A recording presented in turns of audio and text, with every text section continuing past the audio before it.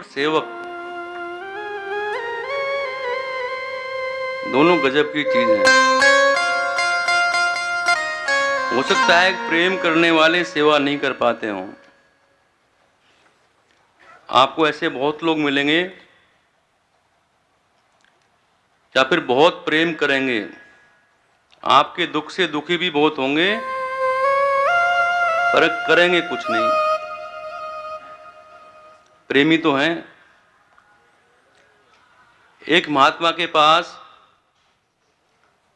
दो सज्जन जाते थे बारी बारी से। एक बड़े धनी सेठ थे, संपन्न, पर शारीरिक दृष्टि से दुर्लभ थे, दुर्बल और रोगी थे। और एक पहलवान था जो हट्टा कट्टा था शरीर से, पर उसके पास पैसा नहीं था। दोनों जाते थे अलग अलग। वो पहलवान जब महात्मा जी के पास जाता तो कहता कि क्या बताएं महाराज, भगवान ने 4 पैसे दिए होते तो मैं आपकी सेवा करता, है ही नहीं कुछ। धन होता तो मैं आपकी सेवा करता। महात्मा कहते ठीक है ठीक है।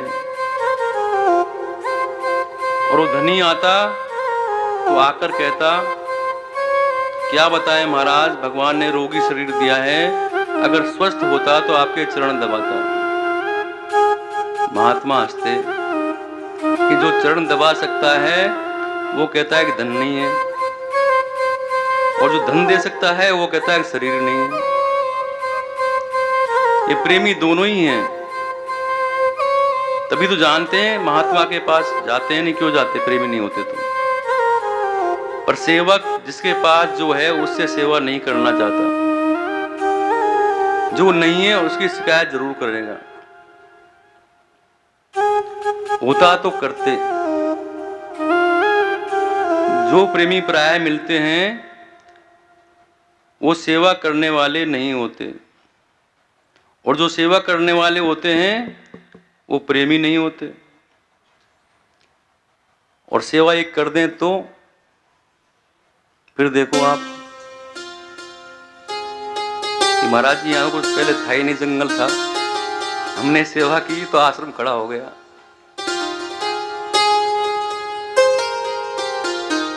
महाराज जी को कुछ आता ही नहीं, हमने सब कुछ किया है, ऐसा भाव सेवक के मन में आता है। तो सेवा करने वाला अभिमान में भर जाता है, अनुराग से नहीं। और जो अनुराग से भरे हैं उन्हें सूझता ही नहीं कि हमें सेवा करनी है। असल में जो प्रेम से भरे हैं वो दिमाग से सोचते ही नहीं, दिल से सोचते हैं। और जिनमें प्रेम है वो सेवा नहीं कर पाते, और जिनमें सेवा है वो प्रेम नहीं कर पाते, वो अभिमान से भर जाते हैं। ये बड़ी समझने की बात है। हमें हनुमान जी महाराज से सीखना चाहिए। हनुमान जी की विशेषता यह है कि वो प्रेम से भरे हैं और सेवा से भी भरे हैं, और उनके अंदर अभिमान नहीं है। उनके भीतर अभिमान नहीं, भगवान है। तुम्हारे अंदर भी सेवा भी होनी चाहिए और प्रेम भी होना चाहिए। तो दोनों होंगे तभी काम बनेगा। अगर हमारे अंदर अभिमान जागृत हो गया तो हम सेवा नहीं कर पाएंगे और ना प्रेम कर पाएंगे। तो एक सेवक और एक सेवा और एक सेव्य, जिस सेवा हम करते हैं, सेव्य और सेवक से मिलाने वाली है सेवा। इस संसार में 3 तत्व हैं, ब्रह्म, जीव और माया। ब्रह्म और जीव चेतन हैं। 5 ज्ञानेंद्रियां, 5 कर्मेंद्रियां और एक मन, इनके अंदर जो कार्य करता है उसे चेतन कहते हैं। स्वामी एक है। स्त्री पुरुष शरीर का नाम है, जीव का नहीं। ये शरीर का नाम है, क्यों? स्त्री है वो पुरुष है, पर जीव सबके अंदर एक है। जीव एक है। जैसे दो बहनें हों और एक बहन एक लड़के से ब्याही गई, वो लड़का आईएएस हो गया, और दूसरी लड़की ब्याही गई, वो शराबी कबाबी होकर भिखारी हो गया। जो आईएएस के साथ ब्याही गई उसे मैम साहब, वो मैडम कहलाई गई, और जो भिखारी से ब्याही गई वो भिखारिन कहलाई। ऐसे ये जीव है जिसने माया को सरेंडर कर दिया। जो माया की शरण में चला गया उसको माया का फल मिल रहा है। दुख, माया का फल क्या है मेरे प्रेमियों? दुख, अशांति, अपूर्णता, ये माया के फल हैं। और जिसने भगवान का वर्ण कर लिया, जिसने भगवान को मान लिया, उसको भगवान का ज्ञान, आनंद, नित्यता मिल रही है। ये आपके ऊपर है कि आप क्या वर्ण करते हैं, माया का करते हैं कि भगवान का करते हैं। ना समझी में जो अपने स्वामी को भूल गया है जीव, माया को अपना स्वामी मान लिया है, वो दुख भोग रहा है। वास्तव में भगवान श्रीमन नारायण सबके स्वामी हैं, शेष सब उनके दास हैं, और दास का काम मेरे प्रेमियों सेवा करना है, स्वामी को सुख देना है, उनकी सुख में सुखी होना है। जैसे एक बच्चे की माँ अपने बच्चे को कोई पड़ोसी उसकी तारीफ कर दे कि तुम्हारा बेटा तो बड़ा होनहार है, अच्छा है, तो माँ बहुत प्रसन्न होती है कि मेरे बेटे की तारीफ हो रही है। मेरे प्रेमी, जो हमारी असली माँ है, जो हमेशा हमारे साथ रहता है, जो हर योनि में साथ रहता है, वो भगवान अनंत जन्मों के अनुसार हमें संसार देता है। स्वामी को सुख देना एक लक्ष्य हमारा होना चाहिए। सेवा करना, उनकी आज्ञा का पालन करना, और अपनी बुद्धि नहीं लगाना। आज्ञा समन सुसाहिब सेवा, आदर पूर्वक आज्ञा का प्रेम पूर्वक पालन करना।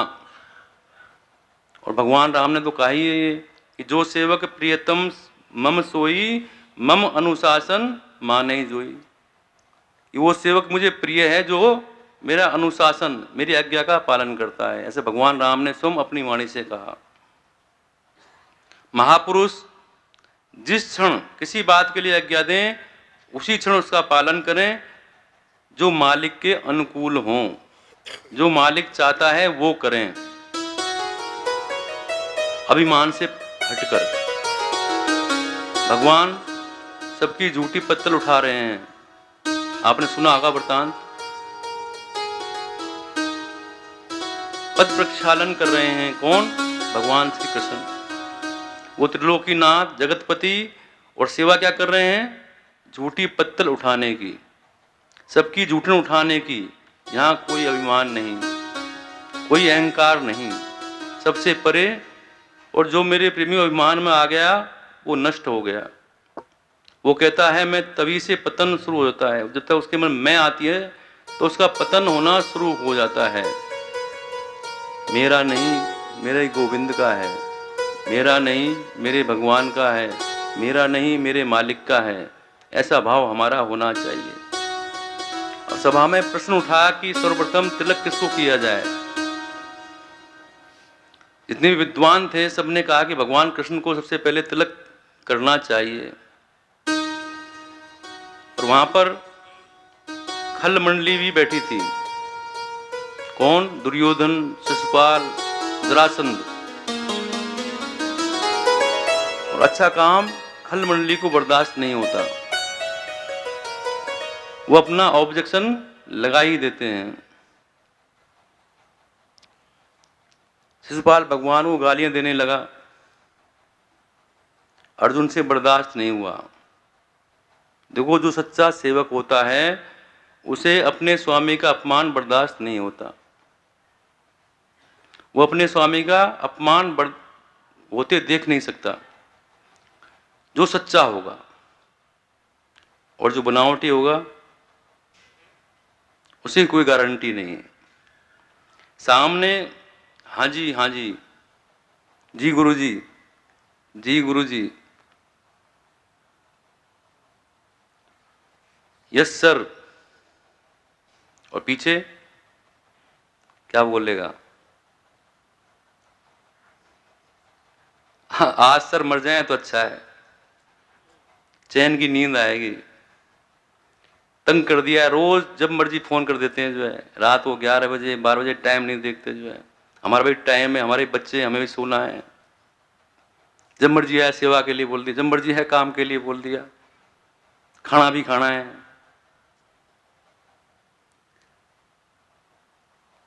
तो सेवक सेवक नहीं है, वो सेवक सेवक नहीं है मेरे प्रेमियों। सच्चा सेवक वही है जो स्वामी का अपमान कभी ना देख सके। कुछ लोग सुख के समय में साथ देते हैं, वो तुम्हारे अपने नहीं होते। अपने वो होते हैं मेरे प्रेमियों जो दुख की घड़ी में भी तुम्हारे साथ नजर आते हैं, वो अपने होते हैं।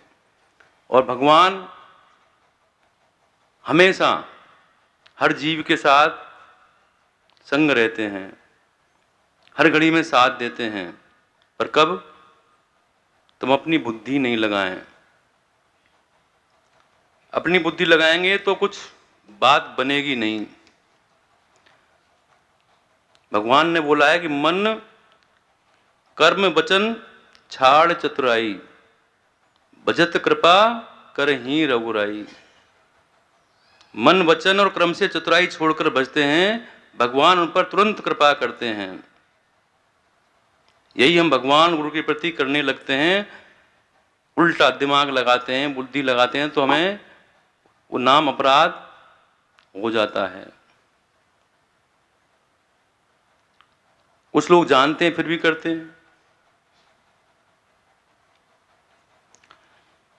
ये सब जानते हैं कि सबके अंदर भगवान हृदय में बैठे हैं, भगवान सब देख रहा है।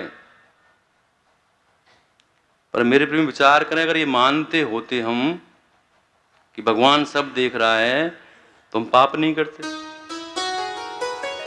अंदर बैठा है, नोट कर लेगा, उनकी कृपा नहीं मिलेगी, पाप कर्म का फल भोगना पड़ेगा। भगवान सब जगह हैं। अगर हम सोच लें कि भगवान सब जगह हैं तो हम पाप कर्म करेंगे ही नहीं। हरि व्यापक सर्वत्र समाना, प्रेम तिर प्रकट होई मैं जाना। भगवान तो खंबे में भी हैं। हिरण्याकश्यप ने कहा प्रहलाद से, इस खंबे में तुम्हारा भगवान है?